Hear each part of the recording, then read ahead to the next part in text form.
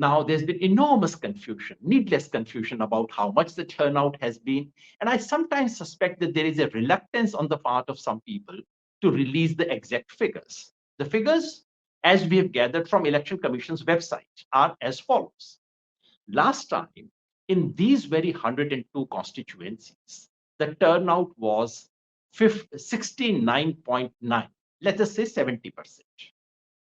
In these exactly 102 constituencies yesterday, the almost final figure, which has been released by Election Commission till midday today, is 65.3%, which means there has been a drop of 4.6% percentage points. Barkha, that's huge. If Sensex were to fall by 4.6% one day, God, I don't wish it to the Sensex, it'll be huge international news all over the world because 4.6% is huge drop. The question is, who has dropped? And I have a hypothesis. My hypothesis is, and I checked for that because, this could happen all over. This could be because of just garmis, summer and so on. I analyzed it with my colleagues, and we found that in the seats that were held by NDA, the drop is 5.9%. And in the seats that were held by India or anyone else other than BJP or BJP's allies, the drop is only 3.2%. So it's 3% versus 6%. Can I hold you there? Because that's a critical point. Because it's one thing to say that there's a drop over 4% in voter turnout. You are making the argument, and I want you to just repeat the figures so we can have them on our screen. You are making the argument essentially that there is a greater drop in voter turnout in seats held by the NDA compared to the seats held by the India bloc. Now, can you share the numbers again? Again, I'll tell you. The overall average drop is 4.6%, but it is not even. If you look at the seats that were held by NDA, and there were 49, almost half the seats were held by NDA last time, they are across the country because it's spread across the country. The drop is 5.9%. 5.9. And in the non-NDA seats, in the remaining 53 seats, the drop is only 3.2. Now, that's a very significant difference. It's not a minor difference here, which leads me to my hypothesis. And my hypothesis is that the enthusiastic BJP voters did not come up to vote. There would be, among those who voted for Mr. Modi, there would be three categories. Those who again came back and voted for him, for BJP. Some of those who may have shifted to the opposition. We don't know how much because we have no evidence. But there would be a third category. Those who didn't feel enthused enough this time, but can't possibly go and vote for opponent to Mr. Modi. These are the ones who just stayed back home. And that is why we see much higher drop in BJP areas than in non-BJP areas. And that's bad news, Barkha. And that's why there is a lot of anxiety, should I say, in the BJP circle, something you must have witnessed in the last 24 hours.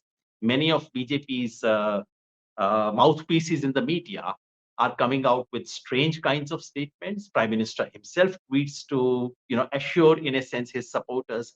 Something big is happening here.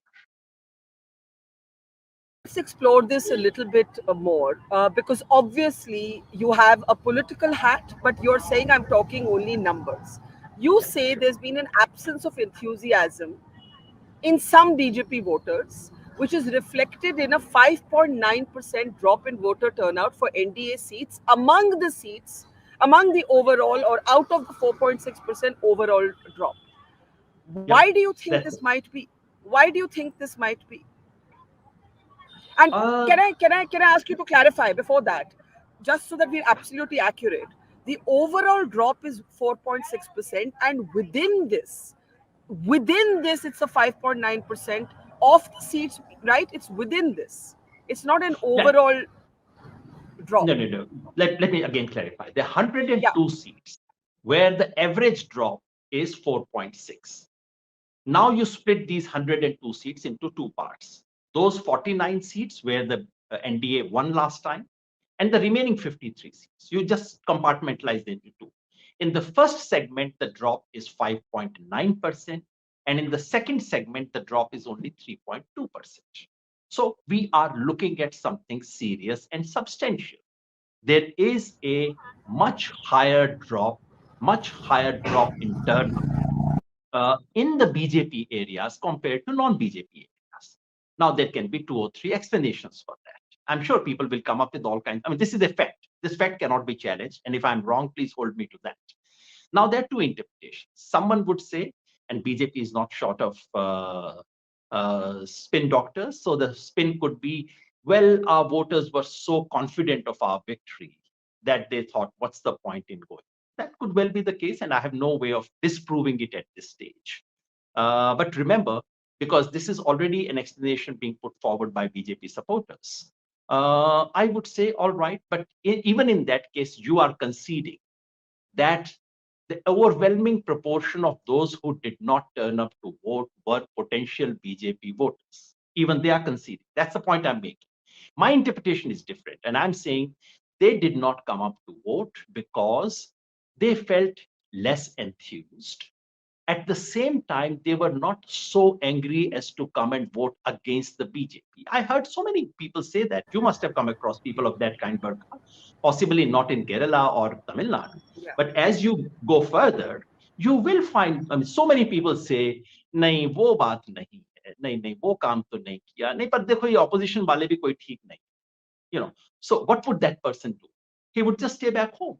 That's what's happening. So would That's you? my So hypothesis. would you define that as an absence of anti-incumbency, but also an absence of enthusiasm? Well, it is a mild anti-incumbency. It is not the kind of anti-incumbency that you witnessed in 1977, for example. So it's clearly not a wave of that kind, in which case people would have come in much higher numbers. And the standard thing, as they say in American political science, throw the rascals out. In that kind of an election, the turnout goes up massively and everyone comes out, etc. We are not looking at something of that kind. But remember, this election has been preceded by two wave elections. In both wave elections, the turnout was higher and higher.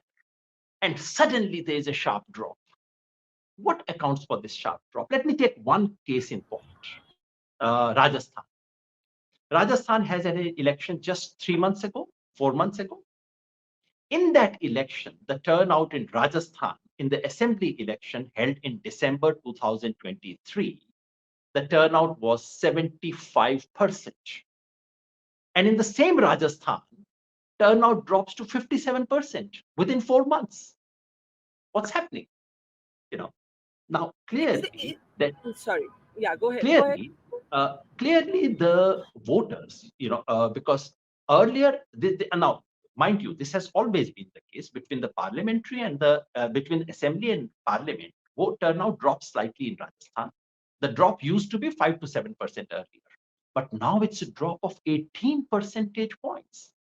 Clearly, there is an absence of if it was a Modi wave, if it was a continuation of Modi wave, the third Modi wave, then there is no reason to believe why the turnout would have dropped so much. That's So all that I'm saying. it's not a wave election thus far, neither in favor of the prime minister nor visibly against him like a wave is. It's not a wave election. That would be the way to I would, maybe put so it. now I would mix my data with my own personal observations. I mean, so far what I've spoken is strictly data, and I'm open to questioning by anyone on that. Now, my interpretation. When I travel in on ground, which I did in Rajasthan, in Western Uttar Pradesh, in Haryana, and Punjab recently, I find that in terms of issues, in terms of disquiet, there is enormous disquiet on issues of employment, on price rise, on Agniveer, on the state of farmers. There's enormous disquiet. And people on their own do not mention Ayodhya. If you probe them, they mention Ayodhya. Most of them are happy with the BJP for having done it, but on their own, they don't mention it. Now, there is enormous disquiet as far as livelihood and economic issues are concerned. However, that disquiet does not get consolidated, largely because of the media. And even when it is formed as an election issue, it all of it does not translate into voting because the opposition leaves something to be desired. Opposition doesn't provide them with as strong an alternative as they may have wanted to see. So here you have massive disquiet translating itself into weak issues, translating itself into weaker voting. If the disquiet were to be expressed 100% into voting, BJP could have been wiped out. We would have seen a wave against the BJP.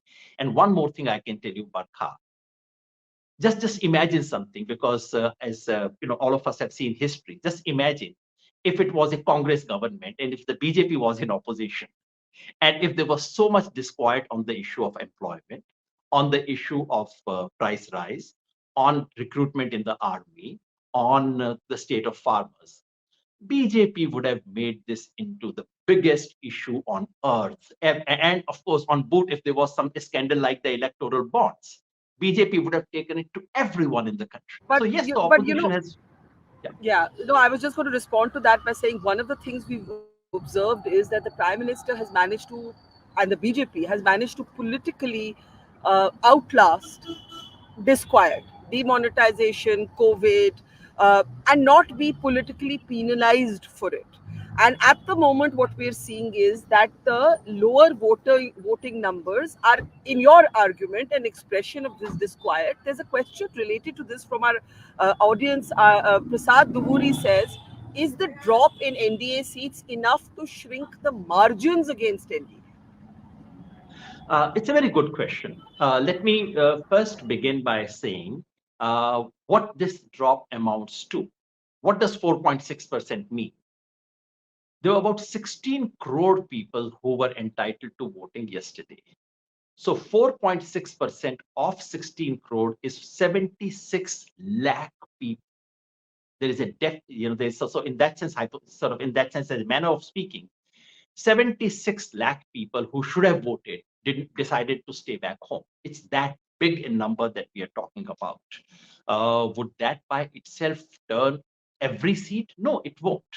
But remember, in terms of percent of votes cast, we are already speaking now 4.6% of the electorate would mean something like 7 to 8% of the votes cast. 7 to 8% of the vote cast, and assuming that 5% of them were BJP, 2% of them were obviously other parties as well. We cannot assume that all those who stayed back were only BJP voters. So if we are looking at a 2 to 3% differential, then I would wish to tell you that at least 1/10 of the seats are decided by a margin which is within 3 to 5%. So yes, it would make a difference to some seats, not all.